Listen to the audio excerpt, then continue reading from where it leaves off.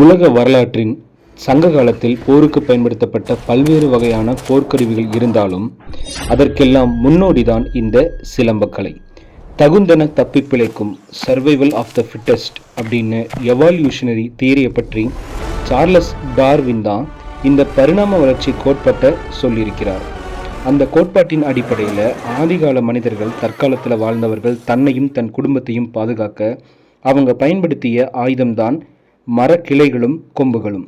காலப்போக்கில் பரிணாம வளர்ச்சி அடைந்து சிறு சிறு குழுக்களாக இருந்த மனிதர்கள் பெரிய இனக்குழுக்களாக வாழ ஆரம்பித்தாங்க. பின்பு தங்களுக்கான எல்லைகளை வகுத்து பாதுகாப்பான எல்லைக்குள்ள வாழ ஆரம்பித்தாங்க. எல்லையை தாண்டி வர எதிரிகளோட அந்த மரக்கொம்புகளையும் கிளைகளையும் தகுதியான தடிகளாக உருவம் மாற்றி சண்டையில் ஈடுபட்டாங்க. அதுதான் காலமாற்றத்தில் போர்க்கலையாக பரிணாமம் அடைஞ்சிருக்கு. இந்த தற்காப்பு கலையான போர்க்கலையானது எவ்வளவு ஆண்டுகள் பழமையானதுன்னா, ஆதிச்சநல்லூரில் சுமார் 115 ஆண்டுகளுக்கு முன்பு அகழ்வாராய்ச்சி அறிஞர் ஈரியாவால் அவர்களால் 32 வகையான இரும்பினால் செய்யப்பட்ட சிலம்ப போர் ஆயுதங்கள் கண்டுபிடிக்கப்பட்டிருக்கு. 32 வகையான இரும்பு ஆயுதங்கள் சுமார் 8000 ஆண்டுகள் பழமையானதுன்னு கண்டுபிடிச்சிருக்காங்க.